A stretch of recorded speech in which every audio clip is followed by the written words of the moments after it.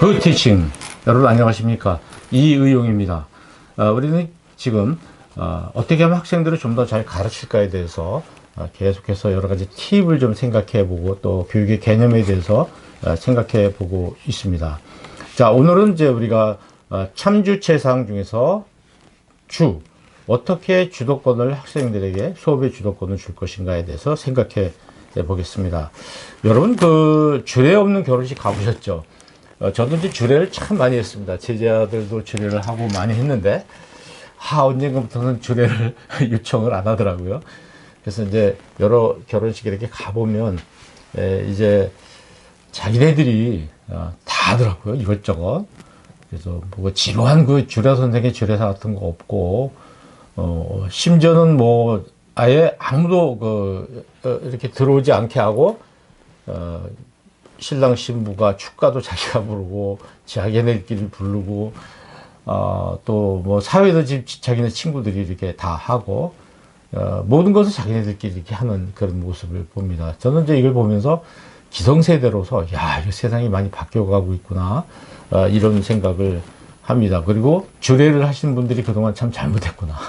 얼마나 주례를 지루하게 했으면 이렇게 주례를 빼버릴까. 그래서 이름을 주례 없는 결혼식 이렇게 할까, 이런 생각을 해봤는데요. 그렇죠. 결혼식은 당사자들이 하는 거니까 굉장히 본인들이 기획하고 연출하고 자기네들이 직접 출연하고 주연하고 조연하고 다 하고 싶어 하는 것입니다. 우리 어린아이들 보면 이렇게 뭘 할 때 다른 사람이 하는 걸 보고 있지 않잖아요. 자기 끼워달라고 그러고 자기가 하고 싶어 하고 직접 하기를 원하고, 그런 것이 우리 사람의 어떤 원래 가지고 있는 어떤 생각이 아닐까, 그런 생각을 해봅니다. 학교 다닐 때 이렇게 담임 선생님이 뭔가 심부름 시켜주면 굉장히 기쁘고 좋아하고 즐겁고, 선생님이 나를 이렇게 생각해 주는구나, 뭐 이런 경험이 있을 텐데, 뭔가 중요한 일에 나를 이렇게 끼워준다는 것은 아주 행복한 일입니다. 그것은 사람은 작동형 존재가 아니라 동작형 존재이기 때문에 그렇다, 전 그렇게 보는데요. 작동형이라는 건 기계죠. 제가 어떤 기계를 이렇게 조작을 하면 기계는 제가 조작한 대로만 움직이지 않습니까? 근데 우리 이 사람은 그렇지 않거든요. 사람은 자기 마음대로 하고 자기 하고 싶은 대로 이렇게 하지, 누가 조종한다고 해서 그대로 하지 않습니다. 이게 이제 어떤 사람과 기계의 큰 차이점이라고 볼 수가 있습니다. 다시 말하면 능동적인 존재다.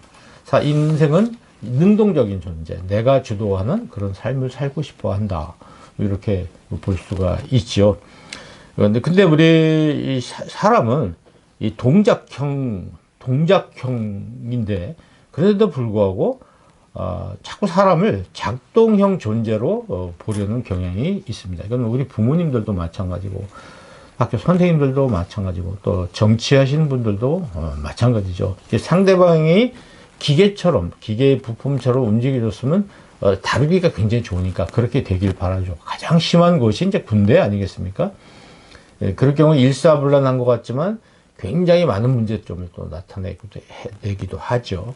어떤 창의력을 발휘 못한다든지, 또 문제가 생겼는데 문제를 이렇게 끄집어내지 못함으로써 나중에 그 문제가 더 큰 문제가 되는 이런 경우도 있고요. 그래서 적절히 사람을 동작형으로 대접을 해주면서 또 일부분은 작동을 시켜야 되는 그런 것이 아마 지도자들의 굉장히 중요한 기술이 아닐까, 이런 생각을 해봅니다.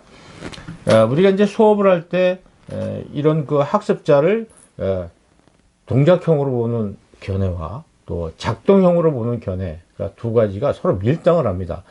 그러니까 뭐 어떤 교수님은 학생들을 작동으로 보고 어떤 교수님은 동작형으로 본다, 꼭 그렇게만 구분한 게 아니라 A라는 교수 자체도 어떤 때는 학생을 동작형으로 보고 어떤 때는 작동형으로 보는 것이죠.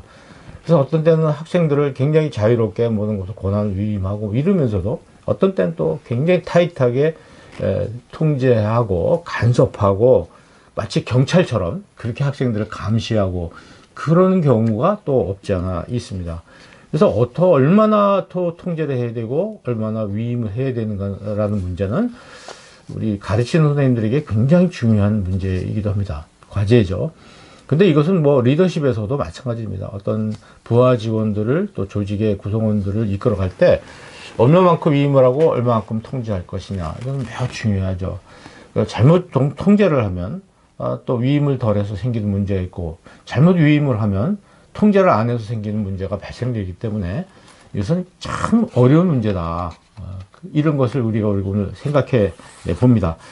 자, 우리가 이제 뭐 제가 그래프를 하나 이제 잠깐 보여드리겠는데 한번 그림을 잠깐 보실까요? 네, 그래프에서 보신 대로 Y축은 역량입니다. 이 사람이 뭘 할 줄 안다, 능력이 있다 하는 것을 나타내고, 이 밑에는 능력이 없는 것을 이야기하죠.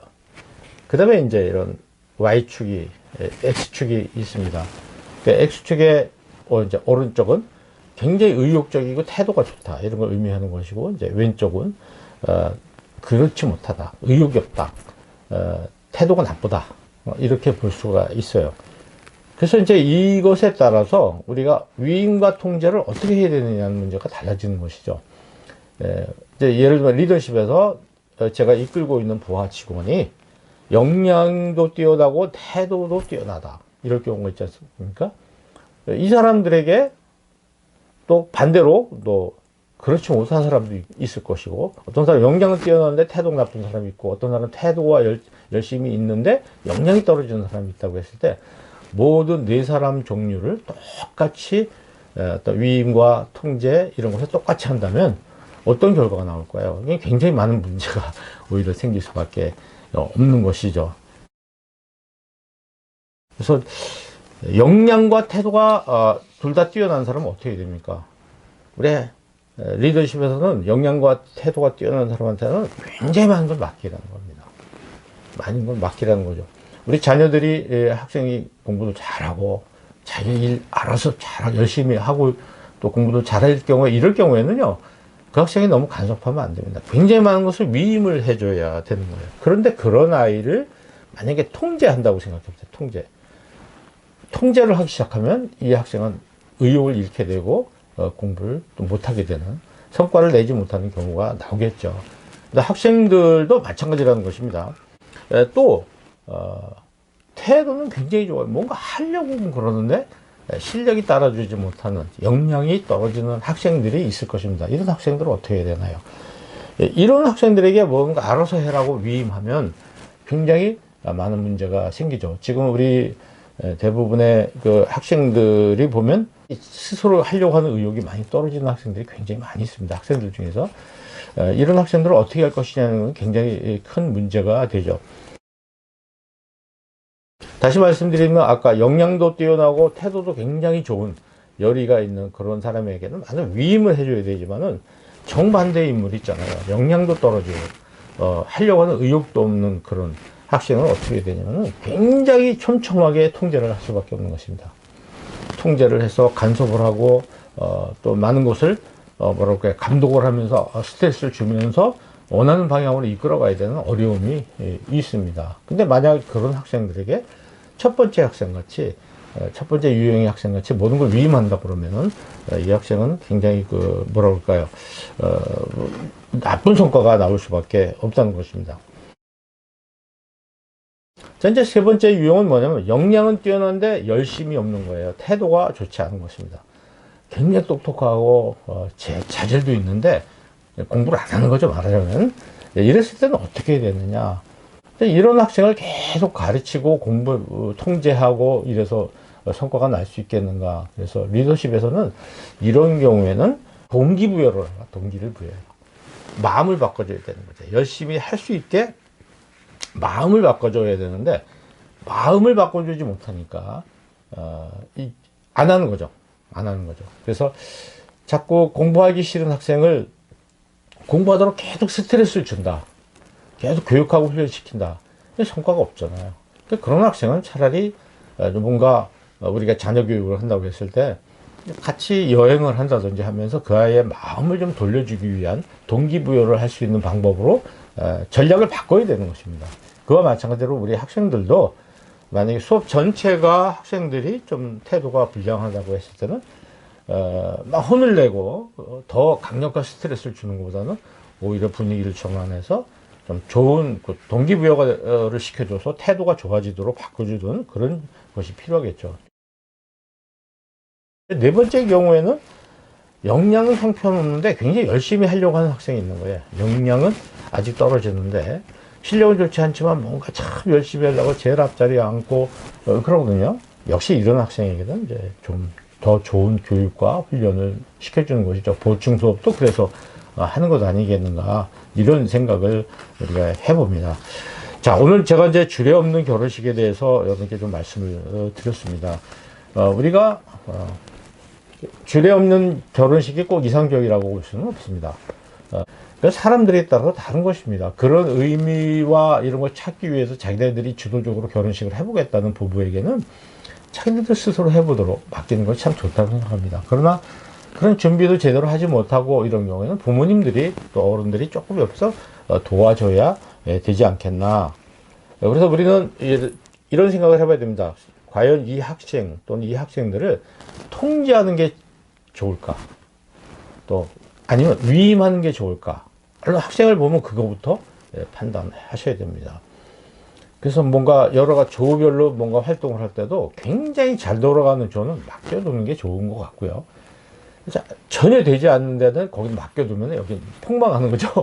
그러니까 거기는 좀 관여를 하고 통제를 해줘야 된다. 통제라는 게 반드시 뭐 나쁜 건 아니지만 가이드라인을 만들어서 뭔가 가게끔 해주는 게 통제니까요. 또 하나는 이제 동기를 부여해 줄 것이냐 아니면은 역량을 좀 개발해 주기 위해서 교육을 시킬 것이냐 하는 것도 우리가 고민거리입니다. 자, 이 친구들에게는 또 이 친구에게는 지금 동기부여가 필요한 것인가 아니면은 강력한 어떤 교육 같은 게 필요한가 생각을 바꾸도록 해주고 몰랐던 걸 알게 해주는 교육이 필요한 것인가 이런 것을 생각을 해봐야 되겠죠. 결론적으로 말씀드려서 오늘 이야기의 어떤 결론은 학습자에게 맞는 방법, 카드를 꺼내서 적용을 해야 되겠다. 이 말씀을 드립니다. 네, 오늘 여기까지 하겠습니다. 굿 티칭. 감사합니다.